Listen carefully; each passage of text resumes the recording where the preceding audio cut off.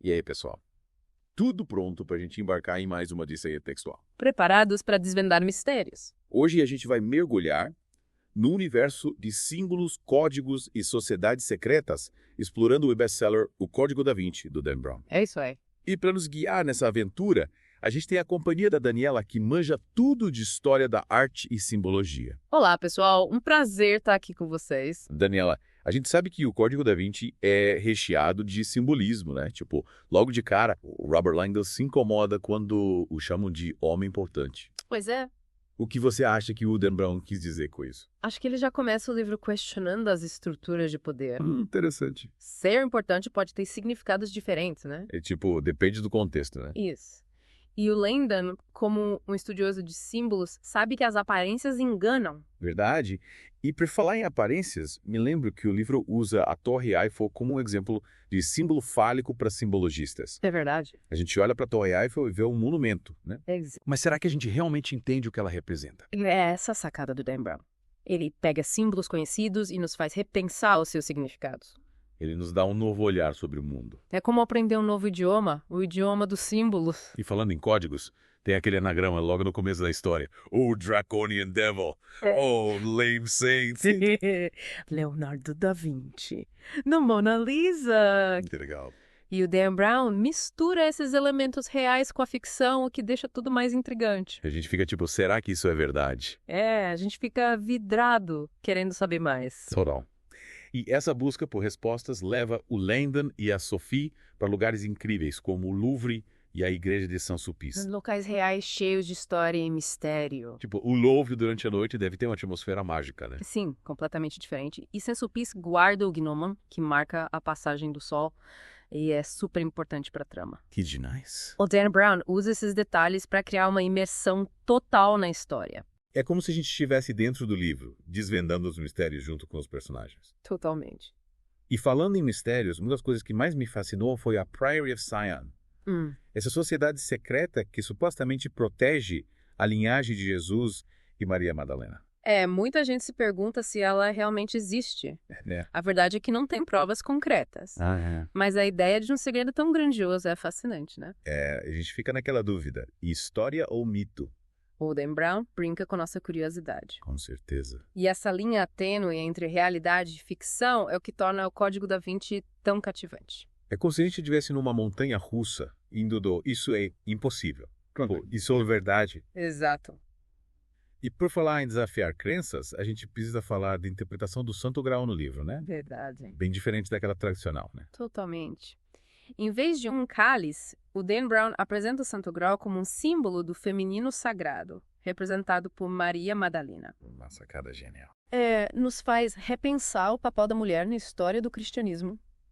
E questionar as narrativas que a gente sempre ouviu. Exatamente. É uma baita provocação, né? É isso que torna o Código da Vinci tão instigante. Ele nos tira da zona de conforto. E nos convida a questionar tudo. E aí fica a pergunta. Qual é a sua interpretação do Santo Graal? O que faz repensar a história que te contaram? É incrível como um livro pode despertar tantas reflexões. Com certeza. E essa foi só a primeira parte da nossa imersão em O Código da Vinci. A gente volta já para desvendar mais enigmas. Ok, hein? Obrigados. A aventura continua. E a gente volta para desvendar mais mistérios de O Código da Vinci. É isso aí. A gente começou a explorar o simbolismo do livro na parte 1. Mas, e aí, o que rola depois que o Langdon e a Sophie decifram aquele primeiro código? Aí a aventura começa a pegar fogo. Eles encontram uma chave com a flor de lis e as iniciais PS.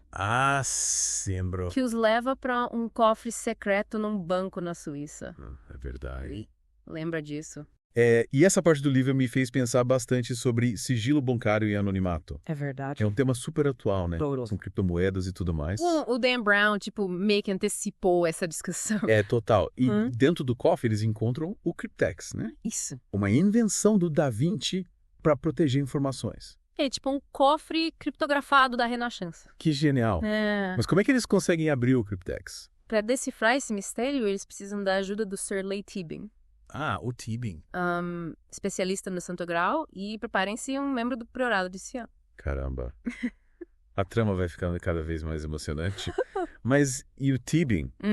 Ele acredita na história do priorado. Ele é completamente obcecado pelo Grau e pelo Priorado. Ah, É ele que apresenta para o Langdon e para Sophie a versão alternativa da história do Santo Grau. sim. Totalmente diferente da que a gente conhece. E que coloca a Maria Madalena como Santo Grau, né? Isso. E como a esposa de Jesus e mãe da sua linhagem. Exato. É muita informação para processar. É. E a gente fica dividido entre a curiosidade e o ceticismo. E a gente se pergunta, Não. será que a igreja encobriu a verdade sobre Jesus e Maria Madalena? Ah, a gente questiona tudo.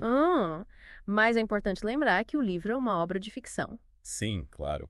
A graça está em se deixar levar pela imaginação e questionar as versões oficiais da história. E o Dan Brown faz isso com a Estra. Verdade. A gente fica vidrado tentando decifrar os códigos junto com os personagens. E ele usa referências históricas e artísticas reais para dar mais credibilidade à história. Tipo a arquitetura de Saint-Sulpice, as obras do Da Vinci. A história dos Templários. Tudo isso cria um universo super rico e envolvente. É como se a gente estivesse numa caça ao tesouro milenar. Desvendando segredos ancestrais. Mas o Langdon e a Sophie não ficam só passeando por aí, né? Não. Eles se metem em cada enrascada. É verdade. A polícia francesa fica no pé deles acusando eles de assassinato. Eles viram fugitivos. Que tenso. É uma corrida contra o tempo para decifrar os códigos, escapar da polícia e ainda entender o Santo Grau e o Priorado de Sião. Caramba! Muita adrenalina. E no final, eles descobrem o segredo do avô da Sophie. O Santo Grau realmente existe. Para saber, a gente vai ter que continuar nossa odisseia textual na última parte. Então fiquem ligados. A gente volta já para desvendar o final de Código da Vinci. E a gente volta para desvendar o final de Código da Vinci. É isso aí, A gente já viu tantos mistérios, né? Tanta história, tanta arte, tanta simbologia. E a pergunta que não quer calar. Qual é a verdade por trás de tudo isso? Pois é. A gente viu que o Langdon e a Sophie estavam fugindo da polícia, seguindo as pistas do Cryptex. E a última pista leva eles para Temple Church, em Londres. Que é um lugar com uma ligação fortíssima com os Cavaleiros Templários. É verdade. Nossa. E me lembro que no livro, a Temple Church tem uma hora de mistério. Como se ela escondesse segredos ancestrais. É, total. O Dan Brown usa essa atmosfera para aumentar a tensão da história. E para nos preparar para a grande revelação. Exatamente. Lembra da cena em que eles descobrem que a chave para o próximo enigma está no túmulo de Isaac Newton? Sim. E a pista está na inscrição. Aqui já é Sir Isaac Newton Cavaleiro. Isso. Newton Cavaleiro Templário. E parte do Priorado de Sião. Que loucura. Mais uma vez, o Dan Brown conecta figuras históricas à trama, criando uma teia de mistério. A gente fica pensando o que mais a história oficial está escondendo. A gente começa a questionar tudo. E aí a gente descobre que a pista para decifrar o enigma final está na maçã. Que representa a força da gravidade. Mas não é uma maçã de verdade. Não. É o globo que está sobre o túmulo do Newton. Mais uma vez, o Dan Brown usando a simbologia para nos guiar. Ele conecta elementos que parecem desconexos, mas no fim tudo faz sentido. E no final dessa jornada, a gente descobre que o Santo Grau não é um objeto, Mas sim, uma pessoa. Maria Madalena, esposa de Jesus e mãe da sua linhagem sagrada. Uma revelação que muda tudo que a gente achava que sabia sobre o cristianismo. A gente pensa. E se Jesus teve um filho com Maria Madalena, E se essa linhagem continua até hoje? protegida pelo Priorado de Sião? Nossa! Que impacto isso teria na história e na religião? O Dan Brown abre um debate sobre a necessidade de questionar as versões oficiais da história. De buscar novas perspectivas. Buscar a verdade. No fim, o livro nos deixa com mais perguntas do que respostas, né? É verdade. Quem seriam os descendentes de Jesus e Maria Madalena? Qual o papel deles no mundo moderno? E qual o verdadeiro significado do Santo Grau?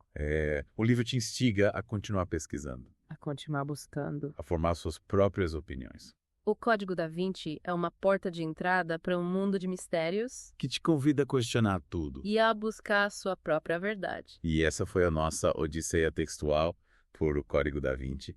Esperamos que vocês tenham curtido essa viagem. Que tenham se aventurado pelos símbolos, pela história, pelos mistérios. E para quem quiser desvendar os segredos do livro, o link está na descrição do vídeo. Até a próxima. Valeu, pessoal.